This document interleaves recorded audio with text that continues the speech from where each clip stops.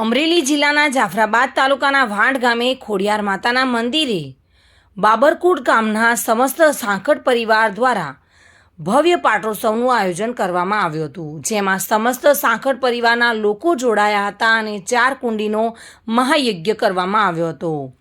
8 પાટલાઓમાં લોકો જોડાઈને યજ્ઞ કરાયો હતો, જેમાં મુખ્ય યજમાન તરીકે રૂપેશભાઈ નનાભાઈ સાંકળ બાબરકોટ ગામના વતની પાટલાના યજમાન રહ્યા હતા।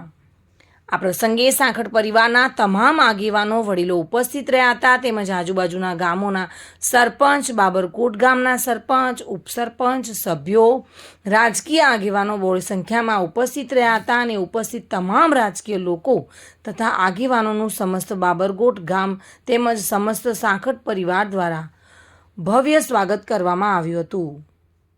વાંઢ ગામે ખોડિયાર માતાજીના મંદિરે 5000થી વધુ માઈ ભક્તોએ માતાજીના દર્શન કરીને પ્રસાદનો લાહવો લીધો હતો। આ કાર્યક્રમને સફળ બનાવવા માટે ગામના તમામ ગ્રુપો, મંડળો તથા આજુબાજુ ગામના મંડળો દ્વારા સેવા આપીને અને વાંઢ ગામે ખોડિયાર માતાજીના હજારો લોકોએ દર્શન કરી આ કાર્યક્રમને સફળ બનાવ્યો હતો। બાબુભાઈ વાઢેર સાથે bureau report, today Gujarati news.